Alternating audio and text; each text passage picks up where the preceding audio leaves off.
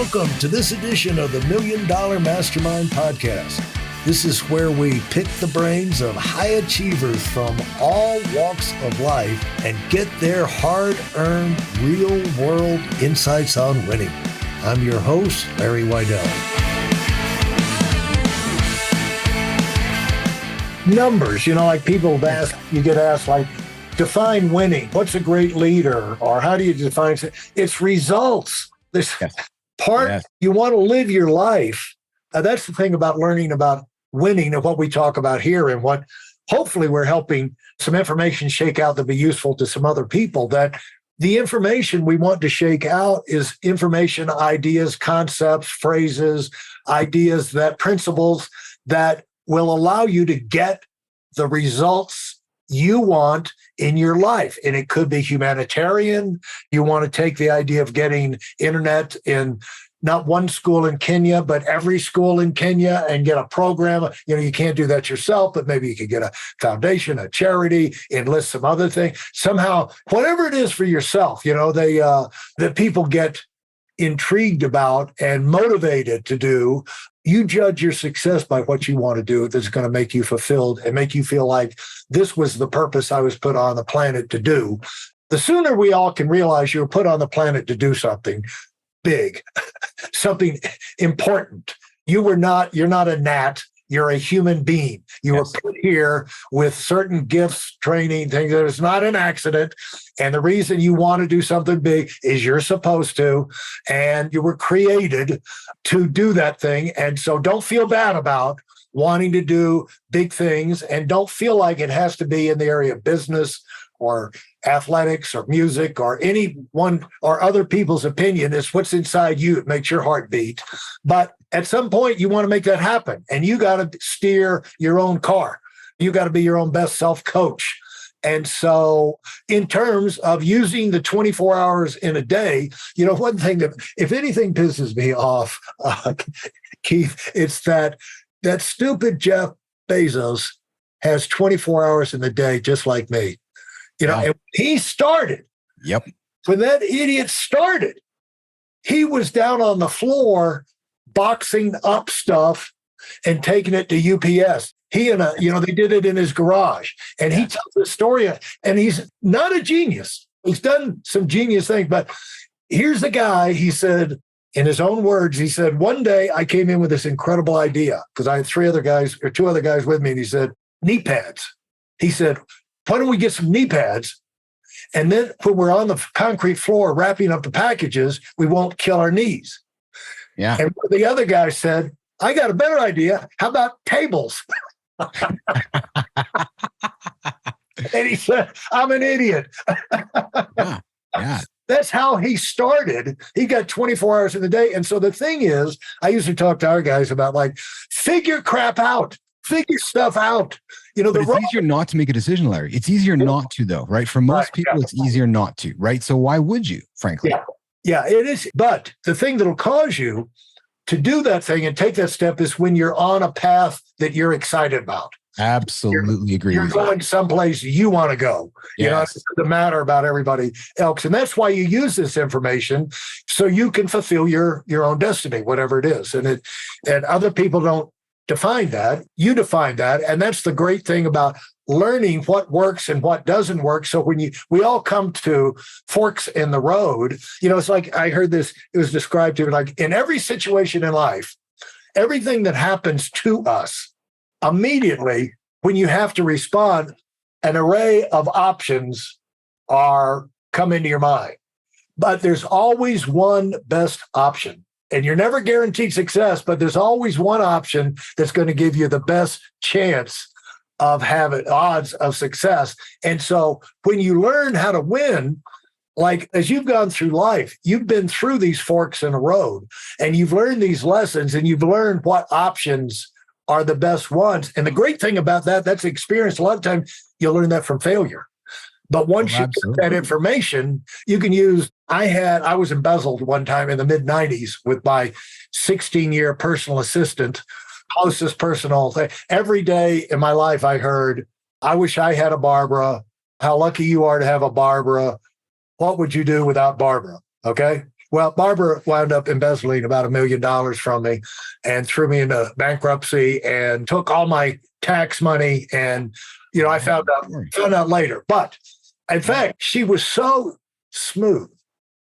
My personal business associates who knew Barbara thought I was the bad guy when I fired her. They didn't believe anything bad about her. She was that good. But see, so that million, here's what I said about that. That was my fault. When I looked at it, I said, and I hardly ever talk about this, Keith, but I said, that's my fault. Yeah. I let that happen. I just got too busy. There's reasons, but I let myself get sidetracked and depended on her too much and didn't have checks and balances in there. And I said, I'm going to use that $1 million lesson and make at least 20 million out of it over the next 20 years, And of course, it's turned out that way. But I'm not the only one. It seems like all of us in business, so many people go into business, you become entrepreneurs and everything. You don't know that you have these dangers out there that can happen to you because you want to give people the benefit of the doubt, but you got to look out for yourself. But when those bad lessons come, you can use it to your advantage to get the things done you want to do. And I have not escaped going through some of those nightmares yourself. I'm convinced. Oh, listen, I've encountered my own journey in life. I've failed at business. I failed at marriage.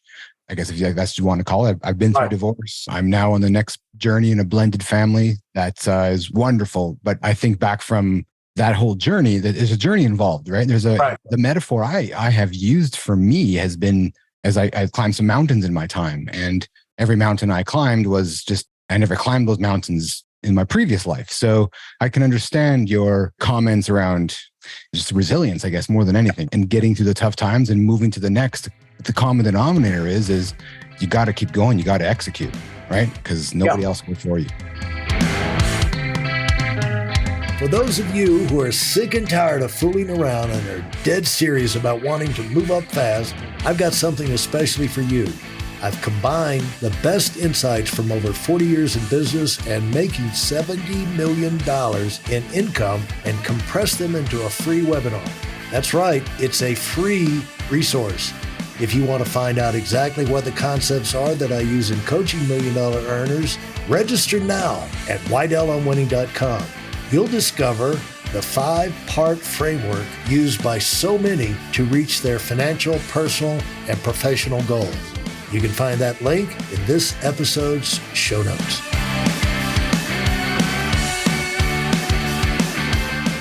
If things happen to you, you got to take responsibility. You can 100%. always explain it away. It's always not your fault, but at the end of the day, it's your fault. You somehow let yourself get in a position where that could happen to you. And the great thing about accepting that is that you take the position that I can position myself where that won't ever happen to me again. Right. And you learn. You need to learn, right? You need to learn from life, frankly. It's so cliche as that is, but that's really what it kind of comes down to, is it not? When you came up and you started, when did you go into business for yourself? What caused you? Because I'm sure you were successful in sales. What caused you to launch your own business? Because that can be a scary thing. Yeah, it was this ambition to start my own business and do my own thing and be my own boss and chase that journey. Did it bother you working for someone else and not being your own boss? How much does it bother me, or did it bother me? Did it bother you back then? Yeah. How much motivation was it? Sure, absolutely, right? Because you think you can do it better, or you think there's a different way, right? So because you need to have some ego or confidence involved to be able to think you can make the decisions to drive the ship. So Larry, I love to lead. I love to build. I'm a creator. I'm a builder. And I like to put people around me and go on a mission and go and get it, frankly. Yeah. Right. So I really thoroughly enjoy that. It's something that I really do enjoy in my life. Now, what did you find? What was the best activity? Where did you learn the most? What caused you to accelerate your skill set, your experience, your learning to where you could even develop further as a leader? I'm a doer. I'm certainly a doer. Not a classroom learner. I love to get my sleeves rolled up and go and communicate.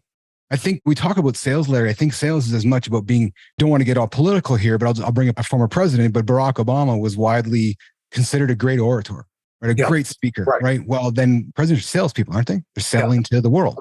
right? So to me, sales is about communicating. I love learning as I've matured through life, how to communicate more effectively to you, how to communicate more effectively to my kids, to those around me. It's this idea of communicating, which I think is this powerful thing that allows us to drive relationships and drive forward all the time, right? And then sell, right?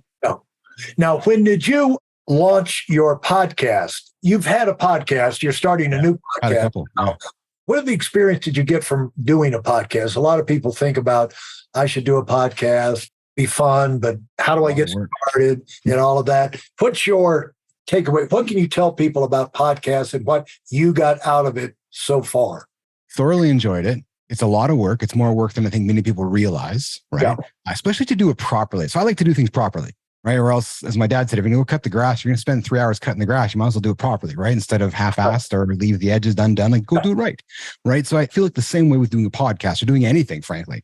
Yeah. So to me, the advice I'd give your listeners is that they're a lot of fun. They're a great way to communicate with people, a lot of work. But we paused our first podcast, stopped it, frankly, after 6 episodes because it wasn't meeting my expectations. And I wanted to make a pivot in terms of the format and so forth. And then, to be frank, we just went on some other paths and did some other things. But it's something you got to commit to. It's really, you got to commit to it if you want to have success with it. Yeah. And in your communications, when you ran your company, how involved were you with your team? And was it a all hands on deck, 24/7 type thing involvement? Or was it you run it on remote control and have the systems out there and delegate it? How did you run your business? Yes. In the early days, I was very hands-on. I was very much in the weeds, in the business all the time, but then learned that I had to get out from being in the business and running the business to run the business. Right. So I had to learn that. I had to learn through. Talk about that. That's 2 different things. Yeah. And a guy wrote a book about that, the E-Myth. And right now I'm drawing a blank on the name, but anyway, that's an important distinction for people to get clear on in their mind, running the business versus doing the business. Yeah. And how did that light bulb come on for you? Because the tasks kept getting bigger, and I kept recognizing that my value was not best in doing those tasks, and my value was better in leading others to do those tasks. The value that I realized that I was a leader, that my skill set was better getting Larry to do the task and Joe and Steve and Sonia to get their tasks done while I lead them along the path, instead of me thinking I can do it myself because I was better at it, or it's just not going to be as good as if I did it. I had to learn trust and learn that others could do it. And I had to learn that I hired adults, right? And that's the other thing too that companies don't realize. When you talk about results, Larry, yeah, why should I have to manage you if I've hired an adult? Right. So if I hired an adult and I say, okay, Larry, you're an adult. So now I have made the decision to hire you. If you don't succeed, it's not your fault. Actually, it's my fault because I didn't do the right job in hiring an adult. So if you hire children in your business, you're going to have to manage them. Most companies, I'll say something controversial, I think the easy road is to hire the managed person. It's just easier to do. Right? Because you got to put somebody in the seat, but that's your first problem. Because then you're never going to get results because you're going to be focused on managing all the time. Yeah. Right. So when me as a leader realized that, okay, I have to stop doing the tasks. Larry, it happened yesterday. I was doing something and I was like, wait a minute. Because I was loving doing it. I'm a creative guy and I was really into it. And I'm building this solution, this AI solution. I was like, wait a minute. This is not actually the best use of my time right now. It's time for me to got this to where I'm comfortable with it. I've got this where I can now hand it off to Larry, give him my vision and get it done. So yesterday was a great example. I just said, I had to catch myself, say, stop, draft up what I want to ask Larry to do, and then give it to Larry to do and lead Larry and go to the next thing. Yeah. Now, the thing about that is that what always made sense to me, Keith, was I know that you get great at something by doing it a lot of. You can't escape the repetitions. Yes. And the person that is doing the job over and over and over again is going to get really good at it. And if every time I got in a situation where I was doing something, I thought, I've got to do it. Nobody else can do what I'm doing. And then it dawned on me, the only reason you're so good at it is you've done it 1,000 times more than anybody else. Get somebody else in here, let them make some mistakes. Yes. But once they get into doing it hundreds of times or something, they're going to get to where they're pretty close It's going to be hard to distinguish them doing it than you doing it. And most jobs don't have to be done perfectly anyway. They don't have to be done at a 10 out of 10 level. If they've done it 6 out of 10, that's good enough to get that job done. And so if the more people I hire and give them time to get their repetitions under their belt, that frees me up. But I don't need to be glued in there getting better. And kidding myself that I'm the only genius in the room is no, I'm not that good. I'm just done it more than other people. Think of the power of not only you knowing how to execute, but then teaching others to execute and then multiply that, right? So, okay, I got this project where I got to get it to, now I'm going to give it to Keith. And then I'm going to teach him to get it. I'm going to hold him and I'm going to coach him and hold him accountable to it, right? Now you're starting to see results, right? Now you're starting to magnify your business. And there's really no other way because, again, 24 hours in the day. And a perfect example of that, Keith, was I do a business call every Monday morning, 9 a.m. Eastern. And I've done it for pretty much all my career, but really focused for the last, since 2010. And somewhere around 10 years ago, people started saying to me, hey, you got to get game plan in place where this can continue on because so many people in the company are counting on this every Monday to kick the week off with a bang. And you need to get some other people in case you get sick, you have an accident or something like that. So I started thinking, well, I'm the only, how can I do that? I'm the guy, it's like, I know the questions. I know the stuff. I've got the experience. I got 40 years experience. How am I going to do it? So it's just impossible. But then it dawned on me, I've got my son who works with me in the business. He says, well, I can get Adam. He can at least do the announcements or he can do the kickoff. We have a script, introduce whoever the guest is and their credentials and what they've been doing and little announcements and then you can kind of kick off and close, So we wrote that up. So we start up, well, that was a help. But then step by step, as it's gone through, Adam can do the whole thing. Sometimes he does. But in the beginning, I was holding up progress. That's the point is like a lot of times you can be the one holding up progress in your organization because you are hanging on to doing too many things yourself. Yeah. Oh, listen, I can reflect on times that I was the bottleneck, right? Where as a growing leader, as a maturing leader, you're recognizing that things got to go through your desk. But it was really when I went and climbed Kilimanjaro where I knew I was going to be off the grid for a number of days and I was going to be out of touch where I had to say to my team, because Larry, we were running a 24/7 business with the world's biggest brand. So it wasn't just 8 to 5. We were open 24/7 with human beings monitoring real-time stuff. So I said to my team, okay, I'm off the grid. I'm going to climb a mountain. And I recall the moment when I got back into coverage where I got an email from my colleagues, which was, hey, everything's been great. Hope you're having a great trip. And it was like, all right, because I knew everything was going to be great. But it was that moment for me, which was like, all right, it's time for me now to really continue to pass the baton on to these leaders. And really focus on leading them instead of leading the business. Right. So that's really what I did. I stepped even further back from the day-to-day part of the business and focused on empowering those folks of mine that I was trying to help them move their careers forward. Thanks for listening to the Million Dollar Mastermind. If you felt there were any valuable takeaways from this episode, please take a minute and leave us a 5-star review. Your feedback is important and really helps us get the word out to a wider audience. Remember, we have a valuable webinar that is absolutely free. Register for it right now at weidelonwinning.com. Thanks for listening.